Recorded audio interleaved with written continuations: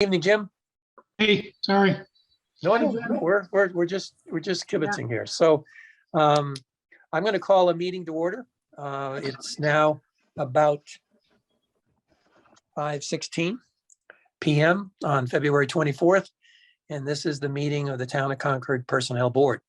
And I'd like to call the meeting to order, and we will take roll call to make certain we have a quorum. So Jim Richardson. Present. Nancy Crowley. Present. And Bill Marachek, present. So we have a quorum, and we can move right on to Amy presenting the classification actions that she has on the agenda for tonight. Okay, great. Good evening, everyone. So we also have on the call tonight our CIO, Jason Bulger, who has been involved in developing some of these recommendations for position changes. So I'll give him an opportunity to also weigh in and provide you with some information. But basically these changes that are recommended tonight are as a result of some reorganization in the IT department. It's a similar structure to some things that we've had before, but again, some changes as Jason has been considering where he wants to take the department. So again, just following the standard process, we have Jason drafted some job descriptions. We'll do some more fine tuning of those, but provided enough for us to engage in a conversation and do a classification review where we went through using the scored factors of our classification system and evaluating where these positions would fit into our classification and compensation schedule based on those factors, and does it make sense organizationally and with equity with other people. So after that review, we came up with classification recommendations for 3 positions. One is an IT operations manager at the MP5 level, which is the same level as the position that we've already had in the plans, but we're restructuring a little bit and changing the name. So the recommendation is to change the name there, but not the grade level. And then a GIS position where we previously had a position that was a combination of GIS and applications programs manager. And so this is splitting that out, giving more focus on the GIS and turning it into a position that provides some supervision and then a business analyst position, which is new. So I'm actually going to stop because I don't know what Jason might want to tell you. So I may be going over that, but I'll let him give you a little introduction, a little more about the structure that he's got in mind, and then we can go back and see if you are comfortable with the classification levels. Thank you, Amy. And thank you everyone here for the opportunity to speak on these positions. It was great working with Amy and her team on classifying these and grading these, and I really appreciated the high level of scrutiny they have for looking at jobs and classifying them. I think that for me, it's really important, and it's nice to see that level of seriousness and the approach taken for HR doing that. Concord is the 3rd municipality I've worked for, and this is the 3rd IT department I've helped shape and grow. And I've always tried to be very cautious and slow while growing a department. I understand the impact on the budget and tax dollars, and I've worked for Concord now for almost 15 months, and I took a long time to determine what I thought was needed. And I did what I thought was a detailed and thoughtful analysis of where we were and where we needed to go. And what's nice is that sort of vision has been done before. And we also have a lot of senior managers who are very experienced with interacting with IT and had their own, visions of where the department or division needed to go. And so what's nice is that what I was proposing and thinking of lined up nicely with what people had done before. So this isn't a drastic change. As Amy mentioned, the IT operations manager is very similar to the IT services manager description that existed before. And ironically, I had written most of the job description, and before I had even looked at that position and saw that it, 90% of it aligned with what was there. That position is going to basically manage the three IS techs that we have today, as well as the three S's: systems, software, and servers that we do. So kind of the nuts and bolts of IT services delivery. So what the end users encounter for IT. The GIS program manager position will oversee the IT GIS analyst position. And as Amy mentioned, it is very similar to the previous GIS/application program manager position. In looking at that, I can see where that position might be spread too thin, because applications is a big bucket in Concord and in any organization. So we're going to remove that application piece just to focus on GIS. And some of the application piece is moved into that third job description, the business systems analyst. But that GIS program manager will handle the GIS program, the vision for that, including mapping and aerial imagery, the master address table, GIS integrations, and software training, vendors, contracts, any hardware that's needed to capture address points.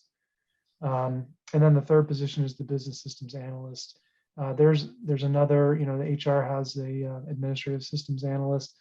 This position in IT is very common, especially in municipalities today, because you're seeing these organizations go from many different kind of siloed departments with their own business software starting to integrate into larger systems that require a higher level of technical skill, and you have maybe more complicated integrations or APIs that tie these things together. You also have more custom reports and security and roles that need to be managed. And so this position, I'm hoping, can assist with things like our new financial system ERP rollout that we're in the middle of, the online permitting expansion, document management, so special projects like that, but also the daily integrations between, for instance, CAMA data and permitting, for instance. And so I drew on similar descriptions from Salem, Mass, Shrewsbury, Situate, and Foxborough, and I found that there were a lot of similarities between those. So I kind of used that as a starting point, and then looked at what our needs were. So those are the three descriptions, and I'm happy to entertain any other questions, or if Amy wants to go any further, I'm happy to do that. Jason, I'd be interested in, you've been there for 15 months. Could you just give us a short description of your background, where you've Sure, been to So- school, certifications you have, etc.? Yes. So I came from the West Coast. I went to undergrad and graduate school in San Francisco and came out to the Boston area in 2007. And at that time, I started working for a medical device company doing in the private sector, doing their IT as an IT manager. And I was there for a few years. And at that time, I went to the town of Groton as their first IT director. They had previously had a all volunteer kind of IT department using consultants and volunteers, and they needed a dedicated person. So I worked there for 4.5 years and built that from essentially, me being the first employee to a 2.5 person department, and then moved on to the town of Tingsboro, which had fewer dedicated employee headcount, but more contracted services than Groton. And I worked there for about 4 years before coming to Concord. Okay, thank you. Thank you. I guess I have one more question that before we get actually to maybe Amy just helping us with each of these three positions. But if money was no obstacle, Jason, what either hardware resource or human resource would you like to have, and why?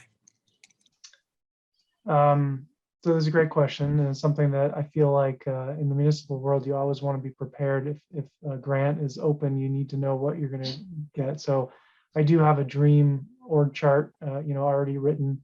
One of the biggest liabilities that I saw when I came to Concord was the lack of continuity, business continuity for the IT department, to have somebody who's next in command who can step up and take over. And I know that, you know, a lot of places have, if they have a CIO, they have a deputy or they have an IT director.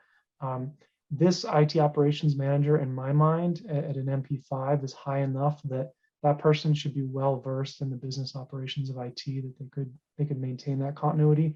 But if money were no object, that would definitely be a position where you would have a deputy, so that you would have a continuity of operations if somebody were to leave, or be pulled, spread thin due to special project or emergencies. Security is also another really big area where both in terms of hardware and software and personnel that we need to start thinking about. A lot of organizations are starting to budget for security, and that's not something that we do explicitly, but you know, NIST and other frameworks are basically giving organizations a guide in terms of their size and their spend on what they should be spending and dedicating to cybersecurity. And you know, I think that we need to start thinking about that and planning on at least getting the number visible, even if it doesn't change the bottom line budget, but at least separating it out so that we can be aware of it and be aware that we need to focus on improving that. But as I mentioned, when you go from a smaller town to a bigger town, not just size wise, but you know, operationally, and you have these systems that start small and are siloed in a single department and spread, a lot of times those are done by a single vendor, and you know, they're hired to get you from point A to point B. They're not necessarily contracted to look holistically at all of your systems and ensure that your security is as high as it could be. So you know, having a security officer or analyst that could really focus on that. I mean, I love security. I love doing it, and I try to prioritize that, but it's definitely an area where we need more resources. So I think that security aside, I think that these three positions are going to get most of the other sort of you know, dream org chart buckets ticked. Even if the positions don't exist functionally, they'll have somebody responsible for them instead of a kind of ridiculous and top heavy org chart that we have now, where we've got 3 IS techs, you know, that are MP2, and then 1 CIO who is, you know, trying to do all these other application, you know, business analysts, security, server, network, all that stuff. Right. Thank you. Thank you. Nice, nice answer. Good question. Thanks. Nancy or Jim, do you have any other questions for Jason before we move on to Amy presenting these classification actions? I see Susan had her hand up first. Oh, I just had a general question, and I'm assuming that all these positions are general fund funded. None of them are overlap into the broadband, the CMLP piece of it. Is that correct? Or So it's not entirely accurate that they're all general, the 100% general fund funded, because IT does have arrangements with enterprises like water and sewer and light plant to cover portions of certain positions that provide support to those enterprises. So not 100% of these costs are going to be, you know, hit the general fund. And they're not all new positions either. 2 of these positions were previously budgeted, and 1 was a new position. thank you. So I don't know if Bill can see everyone, So but Nancy has Nancy's- her hand up. Yeah, go ahead, Nancy. you know, I just wanted to ask, I assumed that there were, that these positions, maybe not one of them, but the 2 of them have been being done by people that are already in our employment? Or are they all 3 brand new positions and nobody's in them? But what about the other people that were in the other jobs that were very similar to them? I guess I'm confused on that. Yeah, there's 2 vacancies from employees leaving. The IT Okay. operations manager, which formerly was the IT services manager, that position was vacant. So we're changing a vacant position. And the same thing with the GIS manager or program manager. It was the GIS application program manager, and that position has been vacant for a couple of years. Okay, all right, great, thank you.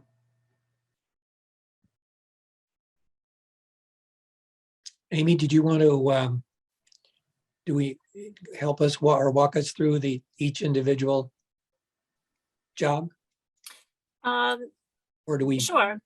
So again, the IT operations manager, again, is very similar to the existing IT services manager title that's been vacant for, I guess it's been about 2 years now. But it, when we looked at the scoring of that, the classification of it is really pretty much the same as what we had. So we're just recommending a change in title there, even though the job description may read a bit differently. On the GIS program, again, that's, I would say if we were just stripping away some of the applications types of things that was in the previous position, then the grade may be a little more different than it is, but really, again, they're taking on some supervisory responsibility. So that was a factor that put that position up into the MP3 grade without it really quite getting to the MP4.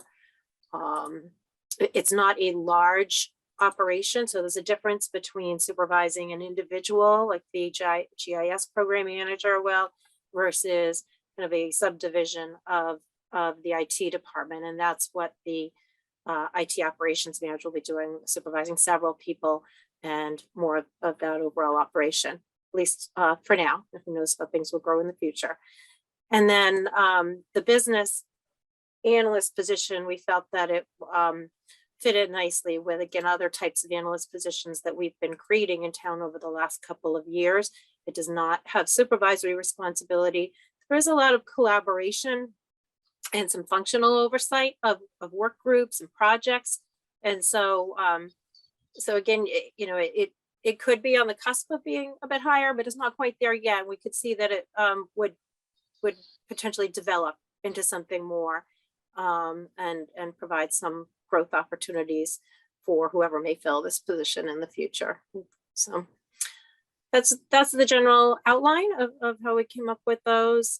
Jason and I talked about good compensation, and right now almost any position in the market is going to be hard to fill. I will say that, but it seems like that is a salary range that we felt we could likely work within and get started at filling that position and or all of these positions, and then see how they develop.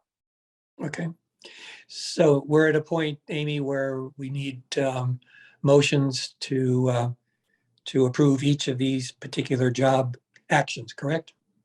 Correct. So I'll entertain a motion from Jim or Nancy in regards to the IT operations manager. I guess we should do them one at a time. Mhm. Sure, I can make a motion. I move to remove the classification title of IT services manager from the MP5 grade and replace it with the classification title of IT operations manager, also assigned to the MP5 grade. All right, is there a second? I second that. Right, so it's been moved and seconded. All in favor? Nancy Crowley, yes, okay. Yes. Aye. Richardson? Yes, And Bill Marachek, yes. Let's go to the GIS program manager. We need a motion. Okay, I'd like to make a motion to that. I move to add the classification title of GIS program manager to the MP3 grade. I'll second it. All right, so we've had it's moved and seconded. All in favor, Jim Richardson Yes, and Nancy Crowley Yes. and Bill Marachek, yes. And then the last one we have here, business systems analyst. I'll entertain a motion. I move to add the classification title of business systems analyst to the MP2 grade. All right, is there a second? I second it. All right, thank you. So all in favor, Nancy Crowley, Aye. Jim Richardson, Aye. and Bill Marachek, aye.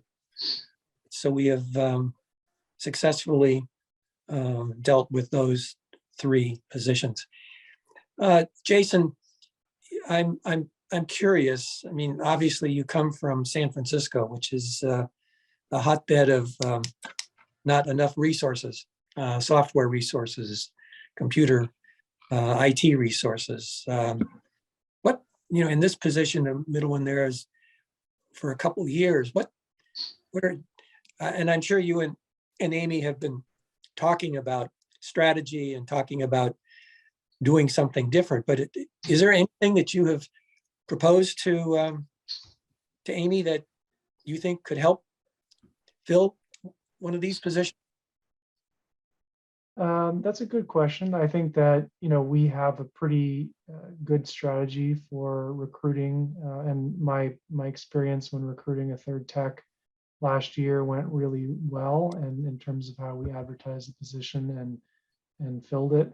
But I do think that, these are unique positions because while there are a lot of people going for IT jobs right now, it's definitely a different world in the municipal space. And so finding the right candidate, because we typically advertise, with the MMA and with Indeed or third parties like that. And so, the MMA is a great pool, but if you don't get the right person at the right time, then they're not going to see it and they don't know. So I do have, resources. There's a state IT director and CIO group that I'm a member of that we often, swap job descriptions and job postings for our employees. I think that a lot of people try to be selfless when it comes to that, and that they understand that there might be career development or growth for their employees, and they're going to pass them along to their employees for opportunities like that.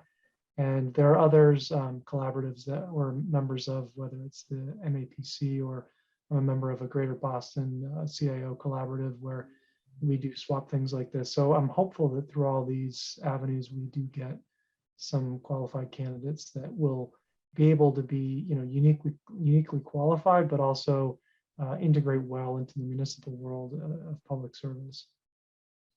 Okay, great. I think it's critically important almost in any open job, whether it's a company, private company, or municipality, is, there has got to be a partnering between the HR people and the hiring manager in order to, be successful. And it's not an easy space out there today. So thank you, Jason. Well, thank you. So I think we can go on to item 3, the town meeting 2022 and the personnel board warrant articles. There is a public hearing that's going to take place on Monday night, and Nancy has graciously agreed to present that at this public hearing on Monday night. And there are 3 articles, 4, 5, and 6.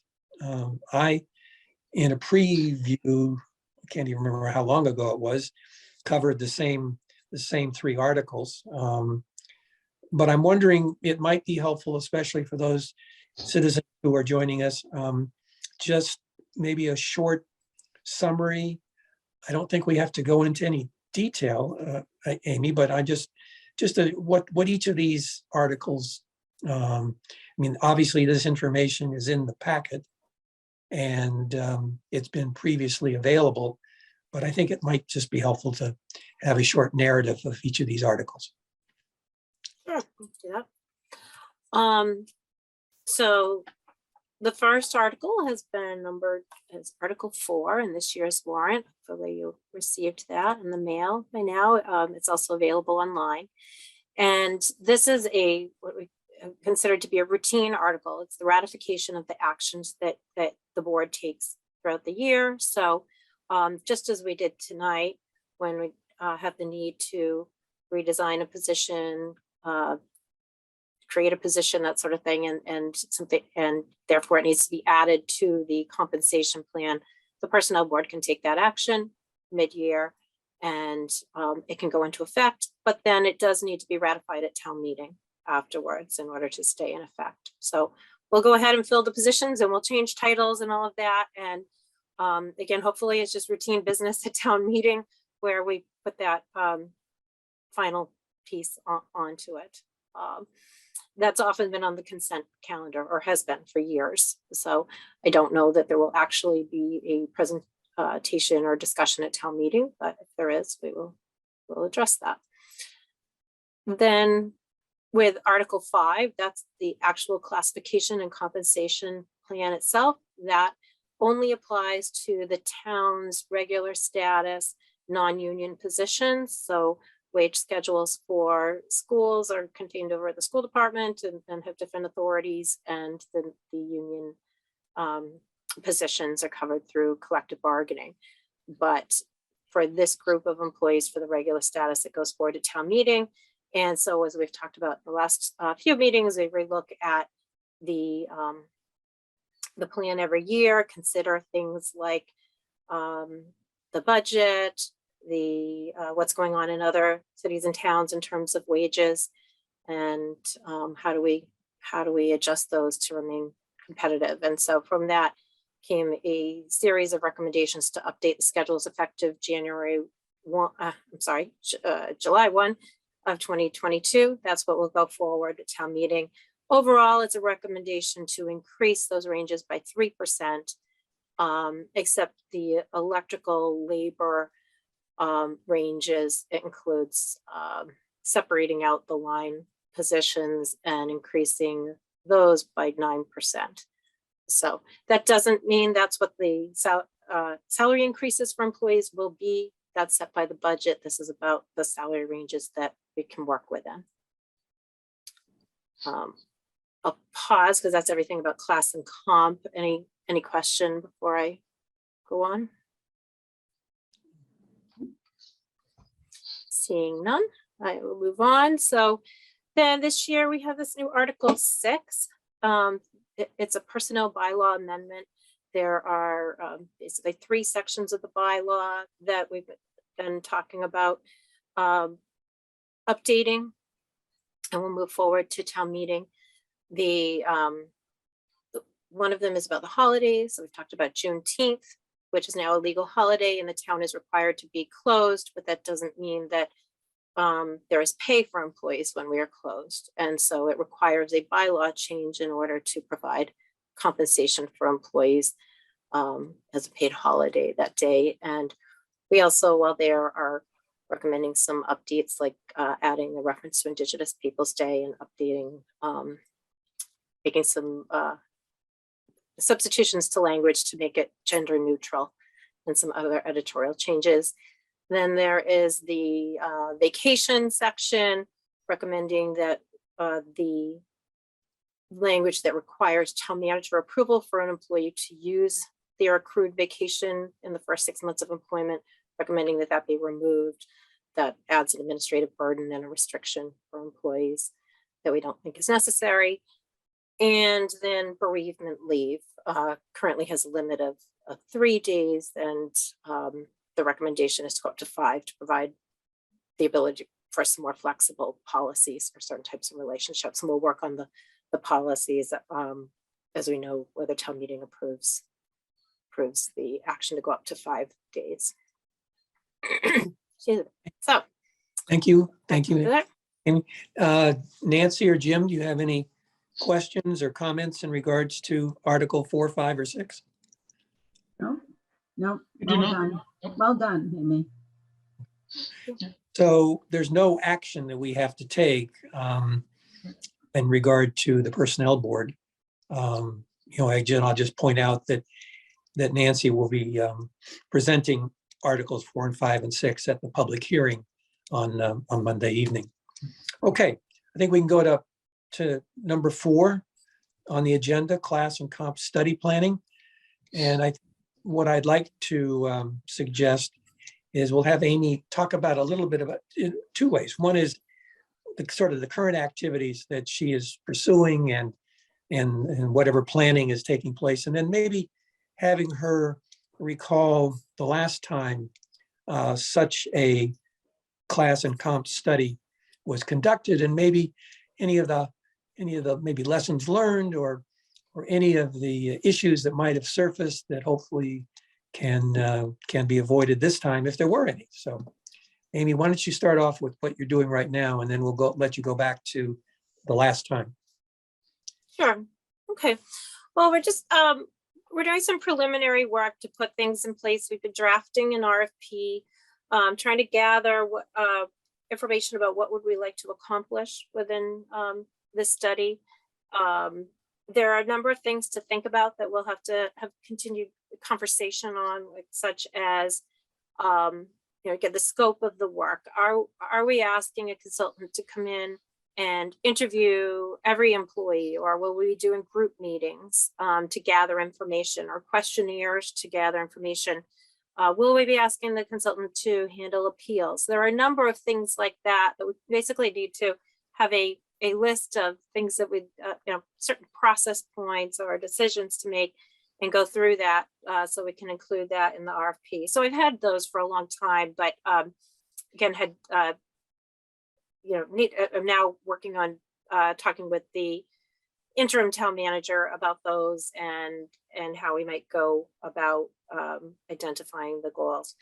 Also, we are looking at having a project manager come in. So managing a classification and compensation study is a very big undertaking.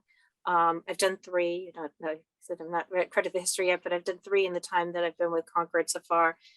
Each time it's become more complex, and I think the way that the town has continued to grow and change in complexity will make this one even more so. And so I really think that it's going to be important to have somebody working with the consultant, not just bringing in a vendor to do that, but having somebody that can help to do all, manage the communications, gather the information, keep it on track. So that's part of what we've been looking at as well, and exploring possibilities for doing that. So it's preliminary work. We certainly have been talking about this for a number of years now. Really would have thought we would have had one done at this point. There have been a wide variety of reasons why that hasn't happened. Major shifts in organizational structure, leadership, maybe a pandemic in there and some other major events, but we need to do it. It's the right time. We've done a lot of the restructuring and reorganizing. I'm sure that will continue, but but we've done some of what we needed to do is the preliminary work that gets us into a good place to start really diving into this now. Okay. Do you want to share sort of the last time you were involved with this and sort of talk about some of your experiences? Sure. Well, I started with the town in 1990. Didn't know anything about a classification study at that time or what that was all about. Was working in personnel at the time, and anyway, it had some history, but not on this level. And so at the time, Concord had predominantly, non-union workforce and about 200 regular status positions. And the first study that I got involved in was in 1994. I was an assistant in the department at the time, and I would consider it was a very huge undertaking and complex, and I learned a lot. But again, it was a smaller scale than what we're talking about now, because we didn't have nearly the scope of types of positions that we do. It was 3 groups: administrative, clerical, library was a group, laborers, and then managerial professional. And the variety in those was not even close to what it is today. But again, I remember the big undertaking. I remember many nights working till midnight at the crunch time, trying to get with this whole team of consultants to work on it. So lessons learned then was you need more time to really do it effectively. Then again in 1998 and 99, we did another study. Had grown some. I don't know how many employees we had at that point, but certainly larger, but still not quite to the scope of where we really began to change as an organization. That time we split it up a little bit more and did, I believe it was the managerial, professional, and administrative group first, got that through a town meeting, and then did the labor group. So spread it over 2 years. That worked better, but again, pros and cons. And then 2007 and 2008 was the last one that had worked on. And that's where we really had started to see some shifts in the way that Concord was, in the types of positions had in the approach. That was the first time we separated out the electrical labor, electrical management. So that had been something we've been struggling with for years, was how to balance internal equity and the fact that we're one employer with positions that were just really different and had a different market drivers than others. And so there was a decision then to start breaking them out. And since then, we've added telecommunications, media. I think swim fitness was also added in there somewhere. But so that's continued. You know, I think just being, you know, again, being realistic that it's not a small project is really important, and understanding that, and giving a lot of thought to how to communicate and ways to communicate with employees and who to include in the information gathering. You can do a class and comm study very quickly and not interview employees, and it can be less expensive that way. But then do you have the buy-in, and did you really get what you need? And then are you later going to be spending a lot of time on appeals and people feeling that they weren't heard? I would say in working with the 3 different consulting companies, every time, one thing that was, you know, it was really clear that having a consultant that really listens to employees and doesn't just come in and say, well, yeah, I know the municipal work, I know your job, that sort of thing, doesn't go over very well, particularly in Concord, where I think we do a lot of really unique things and our jobs aren't like others. So having somebody that listens and communicates on that team is going to be important. So I don't think we should just go out and get quotes. I think it's important to really do interviews with consultants, do a request for proposals, and consider who's going to be the best match for the town in that sort of dynamic. We were very lucky in the last study to bring back somebody who unfortunately now is retired, that we had years of relationship with, Don Tyler, because employees over and over again would really just appreciate the way that he had listened and could communicate with them about the positions. So I'm hoping to find somebody that, you know, has that same kind of ability going forward. So we'll see. So there's some ramblings. I'll stop there. Bill, what else do you want to know? That's great. I'd be interested in with these 3 studies that you've talked about, what role, if any, did the personnel board play? And with the thinking that's taking place now, what are some of the preliminary thoughts about how the personnel board might participate or might share, or any thoughts that you might have on how the personnel board can be involved, if it should be at all? Yeah, I think it would be great to have the personnel board involved in some ways. So I'll start there, and we can figure out what the right way is. I think there was very little involvement by the personnel board in all of those other studies. They were aware that it was being done. There was some checkpoints about just generally an approach, but I think it was pretty limited. And it was more once there were an approach, it might have been, sort of, is there a general format that we want to use for job descriptions or something like that? But there wasn't a lot. They weren't involved in selecting the consultant or writing the RFP that at least not in the 2 that I was more directly involved in. I'm not aware of on the first one. I don't believe so, because I've looked at the materials. I'm sorry, and didn't see any mention of that. Really, it was about once we got to the point where the consultant had recommendations and it started to be formulated into, this is what the plan might look like. It was bringing it to the personnel board to say, here's the methodology that was used, here's what we recommend, here's the outcome. And there was a presentation by the consultants, and The personnel board asked questions and made sure that they were on board, and then we moved forward.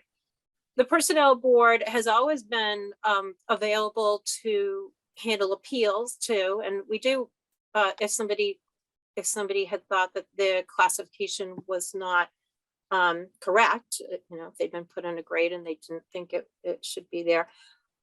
I don't remember anyone going actually to the personnel board. There may have been one or two, but it certainly made the board aware of some of the appeals after we'd spent some time on them. But we did things working with the consultants in some cases, or I spent a lot of time with employees, particularly in the last one, anybody that felt that that their position might be in the wrong place. I met with them individually, went over what the system was, explained it to them. And, I think most people said, you know what, even though I didn't like it, they understood it and they got why they were there and accepted that and didn't choose to go any further. I haven't gone back to look to see if I'm forgetting some one-off case, but that was the overall majority of the approach. I think that the personnel board, I would really value the input on any experience that you may have or insight you may have on how to go about selecting the consultants, what you think might be in the RFP, the decision points, how to involve employees or other stakeholders. I think that having discussion as we develop that and just getting your input would be really helpful. I'm open to ideas and thoughts, and I think there could be a bigger role there. Yeah, great. Jim or Nancy, do you have any of your thoughts? I know this is sort of very preliminary and there's a lot of work but just any thoughts you have on how and if the personnel board should be involved with this type of a study in some way? Actually, I haven't given it much thought until tonight. I just feel in general, as we talked, that I felt that the personnel board could do more for the town and be able to help Amy more. But I'm not sure in what way. Okay, fair. And so I guess my thought, we've done, or I've been part of a lot of these, and I'm quite familiar with the process. I would, Amy, be interested in hearing you had mentioned several times going out and working with the employees of the town, and I'd be curious as to how that plays out. I'm not trying to suggest it's a bad idea. I'm just curious if it's the structure is sort of reviewed and determined and then it's presented out and feedback solicited, or if it's you almost made it sound as if feedback is solicited before some of the structures are built and validated. But beyond that, I'd certainly be willing to help out, like I said. And Bill, I'm sure your background as well. I think we've been part of a number of these. Right. Susan, you had your hand up. Yes, I just had a general question. What kind of timeline? How long does this process take? A year or?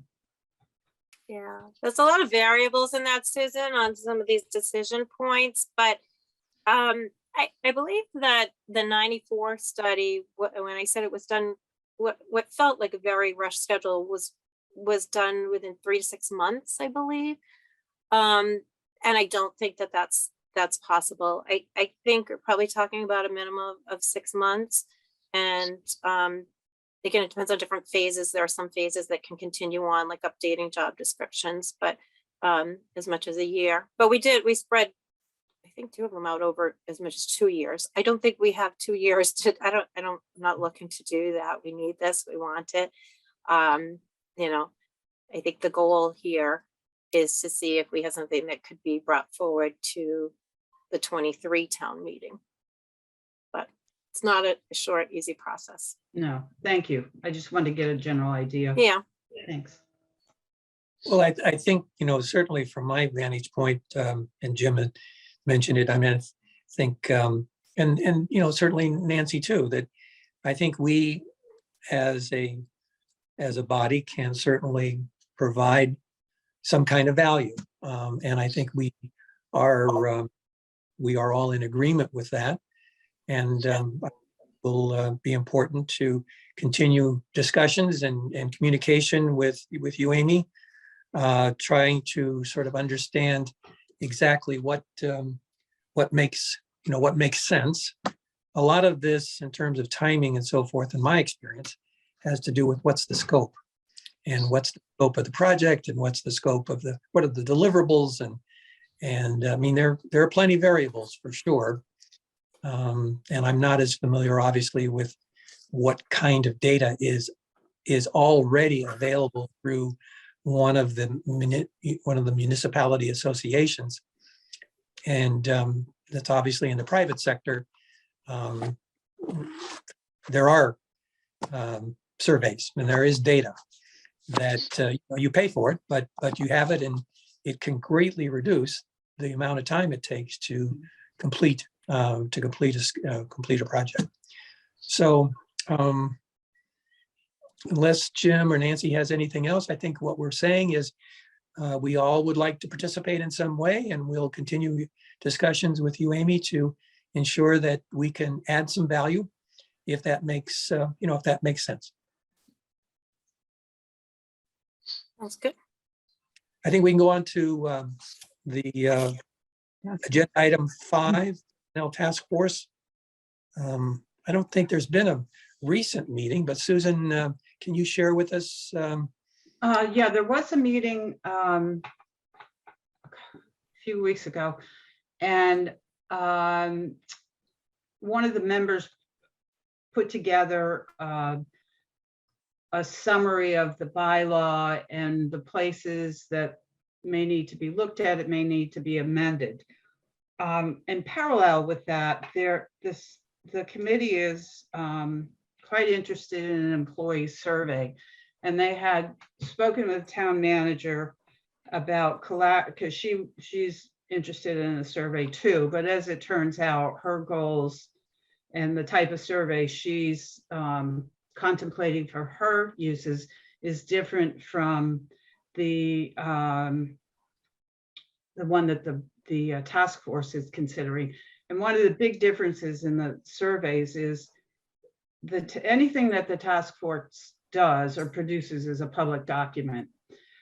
And so employees, whatever the survey is, employees need to know that it's, and some of the board members, task force members, see that as a separate, as they're doing either or. They're either doing bylaw or they're doing survey. And they're what Ann Rarick, one of the co-chairs who was chairing that meeting, clarified was no, they're not. They're going to be doing, those will be in parallel. So that's where we are on that. And but I just don't understand the rationale for the survey, and anyway, I'll stay tuned and hopefully be informed and report back on that. And that would be great. Susan, when is the next meeting? It's coming up. Let me see. the I end think it's Monday. Okay. And they're at 4 o'clock. Okay, Let me right. I'll check. I'll look it up and then I'll tell you. No, I think you're right. I think my memory is it was on Monday, the 28th. At 4. Right. The 4. 4. Mhm. All right. Well, the task force has an interesting job, and certainly they've got some smart people on it, and I'm sure they will accomplish good, and they will come up with something that will help, obviously, shape the personnel board in the coming months and years. So look forward to that. Okay, I think we're ready for any public comment that there might be as to our meeting tonight. Do we have anyone in the public that would like to say something?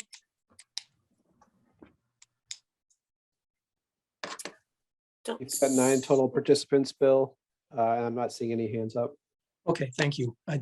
My phone is not getting all 9. So, all right, I think we're ready for adjournment. I'll entertain a motion to adjourn our meeting of February 24th.